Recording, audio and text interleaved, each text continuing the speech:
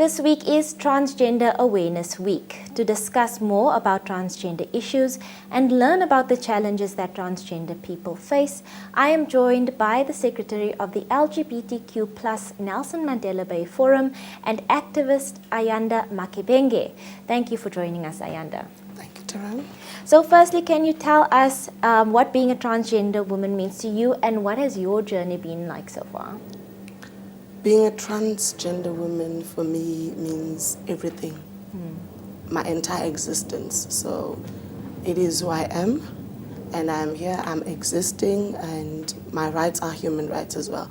The journey being a trans woman has been quite difficult for an African young woman as myself, because you take note and remember that we have traditions and we come from an African perspective whereby one sex assigned at birth is male.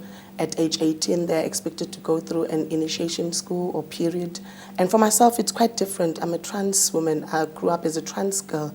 I recognize and identify as a woman. So it becomes different for them and difficult for myself because these people do not understand what is being trans.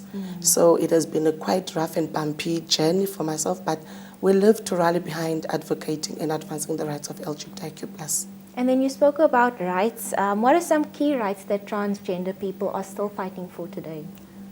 One of the key rights is that we are still fighting for the right for legal gender recognition, because you'd find that as a trans woman, we are sex assigned at birth, for example, male or female, and you'd expect it to be a woman or a man as per your identification book.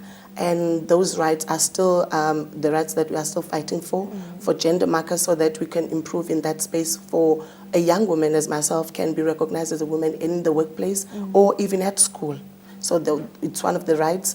And access to healthcare systems that include, of course, the protection for non-consensual treatment, or in a simplified terminology would be that sterilization.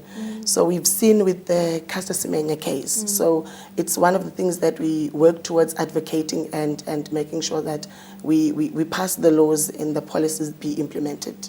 And can you just tell us more about healthcare? What are the boundaries or the obstacles that you face when it comes to healthcare, specifically for trans people? For trans people specifically, our healthcare is mainly provided in the civil society organization space, which is funded by the USAID. In terms of the South African government, there are limited resources that provide for trans healthcare. You take note, for trans men, they have to pay for everything that concerns their health. From hormonal replacement treatment or human reproductive systems, they have to pay. For trans women, it's absolutely free from specified hospitals that have the clinic on board, which is funded by the USAID. In the event that you live in the outskirts of the Eastern Cape or any province in South Africa that do not have these services, unfortunately for yourself, you cannot be serviced.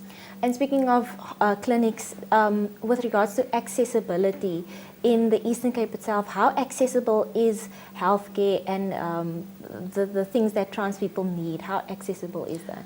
Societal normativity, or people that recognize themselves as per the societal norms, healthcare is provided for them and it's easily accessible. For us as the LGBTQ+, specifically speaking of the trans bodies, it becomes very difficult because you get to a clinic where a nurse is not sensitized on how to address you. They assume your gender expression as to what they see in front of them, than actually having to be sensitized as to how to deal with trans women or trans bodies when they access the healthcare facilities in our local clinics. So it's another area of aspect in government that we need to improve in South Africa, most importantly in the Eastern Cape. That's such a good point. It's not just about having access to healthcare, but it's also having access to sensitivity and respect so that you can feel encouraged to get the healthcare that you need. Yes.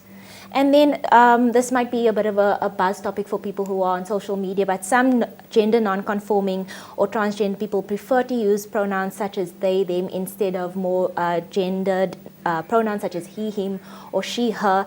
Can you tell us why it's important to respect people's pronouns, and why people might choose certain pronouns, and how others can be respectful of that? It is quite important to respect one's pronouns. I always advise that people need to ask for permission to address someone in the manner that they would like or wish to be addressed.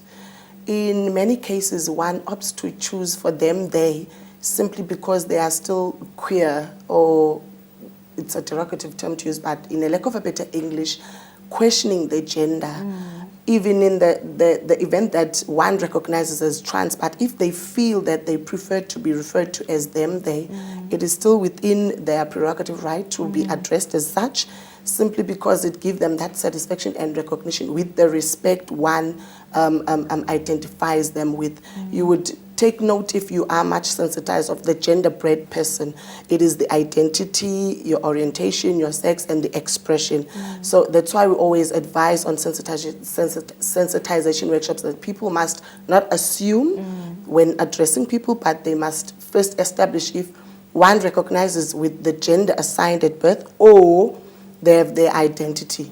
So for those who are concerned that maybe questioning someone might be disrespectful, it's more disrespectful to just assume. Yeah. So people should feel that they can respectfully ask what are the preferred pronouns people use. Yes, it all lies in your tone and how you approach the person.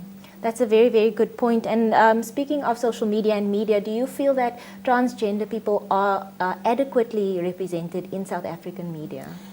In the broader sense of the question, the LGBTIQ plus community is represented, but the trans bodies or trans people is not.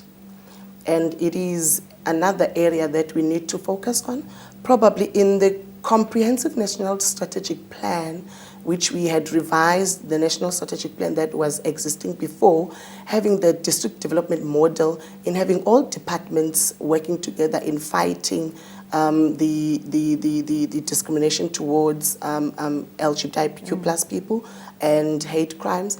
We need to focus more or mainly on sensitization workshops that would embark on having people to understand what is being trans people are there, that they exist, so that in the media space or in the local content creative space, we'd find more trans women and men in the space, so that we cover that and we'd be able to be saying that we are represented as trans bodies. And then lastly, can you just tell us why is it important? What is the importance of making sure that trans people are represented and represented well in the media?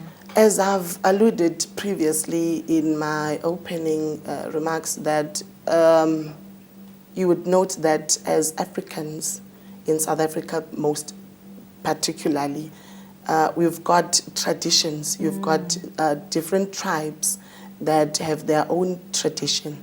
So for trans, it is formally recognized as being taboo, in as much as in the broader sense of the community has been recognized as taboo, but specifically the trans.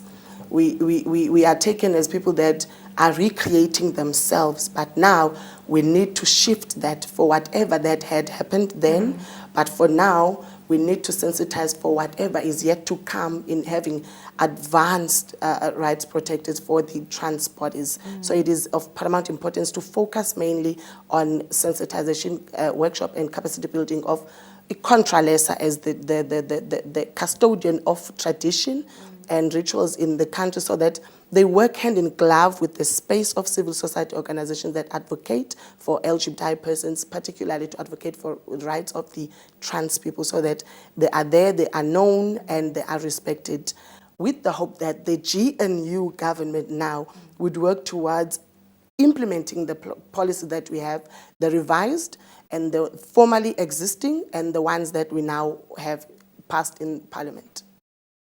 Thank you so much. That was Ayanda Makebenge sharing how far we need to still go in providing trans rights for transgender people. We are going to go to another quick break. We'll be back after this.